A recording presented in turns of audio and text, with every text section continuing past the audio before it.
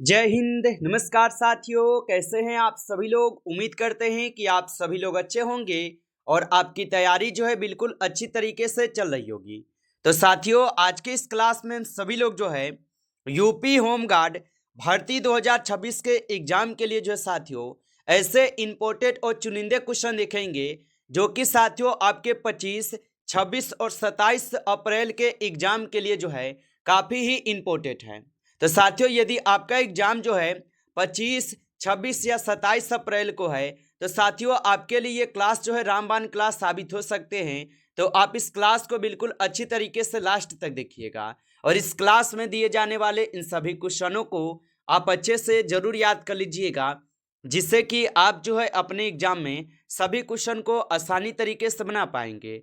तो चलिए क्लास को स्टार्ट करते हैं। उनसे पहले यदि आप इस चैनल पे पहली बार जुड़े हैं तो आप जो है इस चैनल को सब्सक्राइब कर लीजिए और सब्सक्राइब करके ऑल नोटिफिकेशन को ऑल पे दबा के जुड़ जाइए, जिससे कि जब भी कोई नई क्लास हो सबसे पहले क्लास का नोटिफिकेशन जो है आपके पास पहुंच सके। तो आप इस चैनल को सब्सक्राइब कर लीजिए, साथ ही साथ आप जो है इस क्लास को भी लाइक जरूर कर लीजिएगा। तो चलिए क्लास को स्टार्ट करते हैं और देखिएगा क्वेश्चन क्या पूछा गया है। क्वेश्चन पूछा गया है कि निशांत बाग जो है ये कहाँ स्थित है। चलिए बताइएगा। ये सभी क्वेश्चन काफी इंपॉर्टेंट और चुनिंदे क्वेश्चन हैं जो आपके एग्जाम में जो है 100% ये सभी क्वेश्चन आपको पूछे जाएंगे। और बताइए कि निशांत बाग कहाँ स्थित है। तो निशांत बाग जो हो जाएंगे ये जम्मू कश्मीर में स्थित है। ऑप्शन यहाँ पे बी लगाए हैं तो सही जवाब है जम्मू कश्मीर में स्थित हो जाएंगे। चलिए आगे देखेंगे। अगला क्वेश्चन पूछा गया है। क्वेश्चन है कि बाल गंगाधर तिलक को भारतीय अशांति का जनक किसने कहा था। चलिए बताइएगा आप कि बाल गंगाधर तिलक को भारतीय अशांति का जनक किसने कहा था। तो याद रख लीजिएगा यहाँ पे इस क्वेश्चन का सही जवाब क्या हो जाएंगे। तो यहाँ पे आप 2 नंबर क्वेश्चन का सही जवाब ऑप्शन सी करेंगे। वेलेंटाइन चिरोल कहे थे। ऑप्शन यहाँ पे सी सही जवाब है। आगे देखिए अगला क्वेश्चन है यहाँ पे कि इन ए फ्री स्टेट किसकी रचना है। चलिए बताएंगे आप। तो इन ए फ्री स्टेट किसकी रचनाएं हो जाएंगे। तो याद रख लीजिएगा ये रचना जो हो जाएंगे ये आपके बी एस नायपॉल के हो जाएंगे। ऑप्शन यहाँ पे 20 क्वेश्चन का सही जवाब है। आगे देखिए अगला यहाँ पे क्वेश्चन है कि निम्न में से कौन सा स्टेडियम न्यूयॉर्क में है। चलिए बताएंगे आप कि निम्न में से कौन सा स्टेडियम न्यूयॉर्क में हो जाएगा। तो याद रख लीजिएगा यहाँ पे हो जाएंगे कौन सा स्टेडियम। तो यांकी स्टेडियम लगाएंगे। ऑप्शन ए यहाँ पे बिल्कुल सही जवाब है यांकी स्टेडियम। आगे देखिए अगला क्वेश्चन पूछा गया है कि राज्यसभा सदस्य के कितने लोग आज तक प्रधानमंत्री बन चुके हैं। चलिए बताइएगा आप। तो राज्यसभा सदस्य के कितने लोग जो है आज तक प्रधानमंत्री बन चुके हैं। तो याद रख लीजिएगा आज तक अभी तक 4 प्रधानमंत्री बन चुके हैं। ऑप्शन यहाँ पे डी सही जवाब है 4 हो जाएंगे। अगला क्वेश्चन पूछा गया है कि किस भारतीय शहर को वेनिस ऑफ द ईस्ट कहा जाता है। चलिए बताइएगा आप। तो किस भारतीय शहर को वेनिस ऑफ द ईस्ट कहा जाता है। तो ये कहे जाते हैं आपके उदयपुर को। ऑप्शन यहाँ पे डी सही जवाब है उदयपुर को कहा जाता है। आगे देखेंगे अगला क्वेश्चन है कि इंडाल्को को किस देश की मदद से खोला गया है। चलिए बताएंगे आप। तो इंडाल्को को किस देश की मदद से खोला गया। तो इनको खोले गए थे कनाडा की मदद से। ऑप्शन यहाँ पे सी सही जवाब है कनाडा की मदद से खोले गए। अगला क्वेश्चन देखेंगे। क्वेश्चन है कि एच युकावा ने निम्न में से किसका खोज किया है। चलिए बताएंगे आप। तो एच युकावा ने निम्न में से किसका खोज किया है। तो एच युकावा जो है ये खोज किए हैं आपके मेसान के। ऑप्शन यहाँ पे जो है सी कीजिएगा सही जवाब मेसान के खोज किए हैं। आगे देखिए अगला क्वेश्चन है कि थियोसोफिकल सोसाइटी के संस्थापक कौन थे। चलिए बताइएगा। तो थियोसोफिकल सोसाइटी के संस्थापक कौन थे। तो थियोसोफिकल सोसाइटी के संस्थापक जो है यहाँ पे मैडम ब्लॉस्की हो जाएंगे। ऑप्शन यहाँ पे 20 क्वेश्चन का सही जवाब है, याद रखेंगे। चलिए आगे देखिए अगला यहाँ पे क्वेश्चन पूछा गया है। क्वेश्चन क्या पूछा है कि एल्केन का रासायनिक सूत्र क्या है। चलिए बताएंगे आप। तो एल्केन का रासायनिक सूत्र क्या हो जाएगा। तो याद रखेंगे एल्केन का रासायनिक सूत्र जो है यहाँ पे क्या हो जाएंगे। तो यहाँ पे इस क्वेश्चन का आप सही जवाब जो है ऑप्शन यहाँ पे आप सी करेंगे, ऑप्शन सी लगाए हैं तो बिल्कुल सही जवाब है। आगे देखिए अगला क्वेश्चन यहाँ पे है कि बालों का झड़ना मुख्य रूप से किस विटामिन की कमी से होता है। चलिए बताएंगे, तो बालों का झड़ना मुख्य रूप से किस विटामिन की कमी से होता है। तो याद रख लीजिएगा, ये होते हैं आपके विटामिन एच की कमी के कारण। ऑप्शन यहाँ पे डी सही जवाब है, विटामिन एच की कमी के कारण। आगे देखिए अगला यहाँ पे क्वेश्चन पूछा गया है। क्वेश्चन क्या है कि शीशम का वास्तविक यहाँ पे नाम क्या है। चलिए बताइएगा आप, तो शीशम का वास्तविक नाम क्या है। तो यहाँ पे 30 नंबर क्वेश्चन का सही जवाब ऑप्शन ए यहाँ पे बिल्कुल सही जवाब है आपका। चलिए आगे देखिए अगला यहाँ पे क्वेश्चन दिया गया है कि मूली में तीखापन किसकी उपस्थिति के कारण होता है। चलिए बताएंगे आप, और आप लाइक नहीं किए इस क्लास को तो आपसे छोटा सा रिक्वेस्ट है, आप इस क्लास को एक बार लाइक कर लीजिएगा। नए जुड़े हैं आप इस चैनल पे तो आप इस चैनल को सब्सक्राइब करके ऑल नोटिफिकेशन को ऑल पे दबा के जुड़ जाइएगा, जिससे कि जब भी कोई नई क्लास हो सबसे पहले क्लास का नोटिफिकेशन आपके पास पहुंच सके। तो आप इस चैनल को सब्सक्राइब जरूर कर लीजिएगा। और मूली में तीखापन किसकी उपस्थिति के कारण होता है। तो यहाँ पे इस क्वेश्चन का आप सही जवाब ऑप्शन सी करेंगे। ऑप्शन यहाँ पे सी इस क्वेश्चन का सही जवाब है, आइसोसाइनेट हो जाएगा। चलिए आगे देखिएगा अगला क्वेश्चन क्या पूछा है। क्वेश्चन पूछा गया है कि निम्न में से सर्वप्रथम भारत रत्न किस वैज्ञानिक को मिला था। चलिए बताएंगे, तो निम्न में से सर्वप्रथम भारत रत्न किस वैज्ञानिक को मिला था। तो ये मिले हुए थे आपके वेंकट रमन को। ऑप्शन यहाँ पे डी सही जवाब है, वेंकट रमन को मिले थे। चलिए आगे देखिए अगला यहाँ पे क्वेश्चन पूछा है कि सर्वोच्च न्यायालय के मुख्य न्यायाधीश की सेवानिवृत्ति की आयु क्या है। चलिए बताइएगा, तो सर्वोच्च न्यायालय के मुख्य न्यायाधीश की सेवानिवृत्ति की आयु क्या है। तो याद रख लीजिएगा, इनकी आयु जो हो जाएंगे यहाँ पे हो जाएंगे इनकी आयु 65 वर्ष। ऑप्शन यहाँ पे सी करेंगे, सही जवाब 65 वर्ष होगा। आगे देखिए अगला क्वेश्चन है कि राष्ट्रीय प्रौद्योगिकी दिवस कब मनाया जाता है।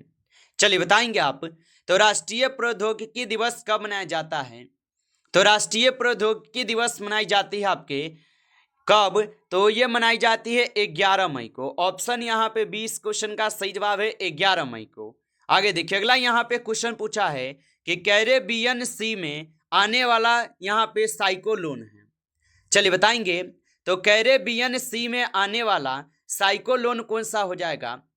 तो यहाँ पे इस क्वेश्चन का आप सही जवाब ऑप्शन यहाँ पे डी करेंगे, हरिकेन्स हो जाएंगे। ऑप्शन डी यहाँ पे सही जवाब है। आगे देखिए अगला यहाँ पे क्वेश्चन पूछा है कि कोलेरू झील कहाँ स्थित है। चलिए बताइएगा आप कि कोलेरू झील कहाँ पे स्थित हो जाएंगे। तो याद रखेंगे कोलेरू झील जो होगा ये हो जाएंगे आपके आंध्र प्रदेश में। ऑप्शन डी को सही जवाब करेंगे, आंध्र प्रदेश में स्थित है। अगला प्रश्न देखेंगे कि डच मेंटल किसका संगठन है। चलिए बताइए, तो डच मेंटल किसका संगठन है। तो यहाँ पे 20 नंबर क्वेश्चन का सही जवाब क्या होगा। तो डच मेंटल जो है ये CU+ZN का जो है यहाँ पे संगठन है। ऑप्शन डी कीजिएगा सही जवाब। आगे देखिए अगला क्वेश्चन पूछा है अनुच्छेद 80 किससे संबंधित है।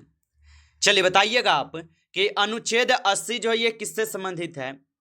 तो अनुच्छेद 80 जो है राज्यसभा से संबंधित है। ऑप्शन यहाँ पे बी सही जवाब है, राज्यसभा से संबंधित है। आगे देखिए अगला क्वेश्चन है कि मरना सन राजकुमारी का चित्र किस गुफा संख्या से संबंधित है। चलिए बताएंगे आप, तो मरना सन राजकुमारी का चित्र किस गुफा संख्या से संबंधित है। तो ये हो जाएंगे आपके गुफा संख्या 16 से। ऑप्शन ए यहाँ पे सही जवाब है, गुफा संख्या 16 से होगा। आगे देखिए अगला यहाँ पे प्रश्न पूछा है कि ऊर्जा के किस रूप में प्रदूषण की समस्या नहीं है। चलिए बताएंगे आप, तो ऊर्जा के किस रूप में प्रदूषण की समस्या नहीं है। तो ऊर्जा के किस रूप में प्रदूषण की समस्या नहीं होगा। तो याद रखेंगे यहाँ पे सभी समस्याएं रहित है। ऑप्शन यहाँ पे डी करेंगे, इनमें सभी समस्याएं रहित हो जाएगा। आगे देखिए अगला प्रश्न पूछा गया है कि काश का विद्युत चुंबकीय सिद्धांत किस वैज्ञानिक ने दिया था। चलिए बताएंगे आप, तो काश का विद्युत चुंबकीय सिद्धांत किस वैज्ञानिक ने दिया था। तो इसका सिद्धांत दिए थे मैक्सवेल। ऑप्शन यहाँ पे डी सही जवाब है, मैक्सवेल के द्वारा दिए गए। आगे देखिए अगला यहाँ पे प्रश्न पूछा गया है प्रश्न है कि निम्न में से कौन सा निम्न ताप को मापने वाला यंत्र है। चलिए बताएंगे आप कि निम्न में से कौन सा निम्न ताप को मापने वाला यंत्र हो जाएगा। तो याद रख लीजिएगा, यहाँ पे हो जाएंगे क्रायोमीटर। ऑप्शन ए यहाँ पे सही जवाब है, क्रायोमीटर हो जाएगा। आगे देखिए, अगला यहाँ पे प्रश्न है कि लोहे को जंग से बचाने का क्या तरीका है। चलिए बताएंगे, तो लोहे को जंग से बचाने का क्या तरीका है। तो लोहे को जंग से बचाने का जो तरीका हो जाएगा, ये कौन से हो जाएंगे। तो यहाँ पे आप 26 का ऑप्शन डी करेंगे। उपयुक्त सभी यहाँ पे तरीकाएं सही दिए गए हैं। आगे देखिए, अगला यहाँ पे प्रश्न पूछा गया है। प्रश्न क्या पूछा है कि पूना पैक्ट किस वर्ष हुआ था। चलिए बताइएगा कि पूना पैक्ट जो है ये किस वर्ष हुआ था। तो याद रखेंगे, पूना पैक्ट जो है ये कब हुए थे। तो पूना पैक्ट हुए थे 1939 में। ऑप्शन 1932 में न हुए थे। ऑप्शन यहाँ पे सही जवाब है, 1932 में हुए थे, याद रखेंगे। अगला क्वेश्चन दिया गया है कि CnH2NO किस अम्ल का सामान्य सूत्र है। चलिए बताइए आप कि CnH2NO किस अम्ल का सामान्य सूत्र हो जाएगा। तो यहाँ पे इस क्वेश्चन का आप सही जवाब जो है किसका लगाएंगे बताइए। तो यहाँ पे आप 28 का ऑप्शन बी को सही जवाब करेंगे। ऑप्शन यहाँ पे जो है बी इस क्वेश्चन का बिल्कुल सही जवाब दिए गए हैं। आगे देखिए, अगला यहाँ पे प्रश्न पूछा है कि सरीसृप वर्ग का उदाहरण है। चलिए बताएंगे, तो सरीसृप वर्ग का जो उदाहरण हो जाएगा ये आपके हो जाएंगे केचुआ। ऑप्शन यहाँ पे बी कीजिएगा, सही जवाब केचुआ होगा। आगे देखेंगे, अगला प्रश्न दिया गया है और 13 क्वेश्चन है कि मानव कंकाल तंत्र से संबंधित रोग नहीं है। चलिए बताएंगे, तो मानव कंकाल तंत्र से संबंधित रोग नहीं है। तो यहाँ पे ट्रेकोमा नहीं होगा। ऑप्शन डी कीजिएगा, सही जवाब ट्रेकोमा नहीं होगा। आगे देखिए, अगला प्रश्न पूछा है कि अशोक का कालसी अभिलेख किस जगह से प्राप्त हुआ है। चलिए बताएंगे आप, तो अशोक का कालसी अभिलेख किस जगह से प्राप्त हुआ है। तो ये प्राप्त कहां से हुए हैं। तो ये देहरादून से प्राप्त हुए हैं। ऑप्शन ए सही जवाब दिए गए हैं, देहरादून से। आगे देखिए, अगला प्रश्न पूछा है जलियांवाला बाग हत्याकांड किस वायसराय के समय हुआ था। चलिए बताइएगा आप, तो जलियांवाला बाग हत्याकांड जो ये किस वायसराय के समय हुआ था। तो ये हुए थे आपके लॉर्ड चेम्सफोर्ड के समय। ऑप्शन यहाँ पे जो है 20 क्वेश्चन का सही जवाब है, याद रखेंगे। अगला प्रश्न दिया गया है कि all India railway men's federation की स्थापना जो है ये कब हुई थी। चलिए बताएंगे आप, तो all India railway men's federation की स्थापना कब हुई थी। तो याद रख लीजिएगा, इनकी स्थापना जो है 1923 में हुई थी। ऑप्शन यहाँ पे सी सही जवाब है, 1923 में हुई थी। अगला प्रश्न देखेंगे कि किस पुरस्कार की भौतिकी के क्षेत्र में सबसे बड़ी पुरस्कार राशि है। तो किस पुरस्कार की भौतिकी के क्षेत्र में सबसे बड़ी पुरस्कार राशि है। तो याद रख लीजिएगा, मूलभूत भौतिकी पुरस्कार में हो जाएगा। ऑप्शन आपका डी सही जवाब है, मूलभूत भौतिक यहाँ पे पुरस्कार है। अगला प्रश्न है कि संसार का अधिकांश कोयला किस किस्म का होता है। चलिए बताएंगे, तो संसार का अधिकांश कोयला किस किस्म का होता है। तो ये हो जाएंगे आपके बिटुमिन्स के। ऑप्शन यहाँ पे बी सही जवाब है, बिटुमिन्स के हो जाएंगे, याद रखिएगा। नमस्कार साथियों, इस क्लास में आपके टॉप 35 क्वेश्चन थे जो काफ़ी इंपॉर्टेंट और चुनिंदे क्वेश्चन थे। ये सभी क्वेश्चन साथियों, यदि आपको क्लास अच्छा लगा हो तो आप इस क्लास को लाइक कर लेंगे। नए जुड़े हैं आप इस चैनल पे तो आप इस चैनल को सब्सक्राइब करके ऑल नोटिफिकेशन को ऑल पे दबा के जुड़ जाइएगा, जिससे कि जब भी कोई नई क्लास हो सबसे पहले क्लास का नोटिफिकेशन आपके पास पहुंच सके। तो आप इस चैनल को सब्सक्राइब जरूर कर लीजिएगा। चलिए फिर मिलते हैं आपसे नेक्स्ट टॉपिक के साथ नेक्स्ट क्लास में। तब तक के लिए जय हिंद, जय भारत।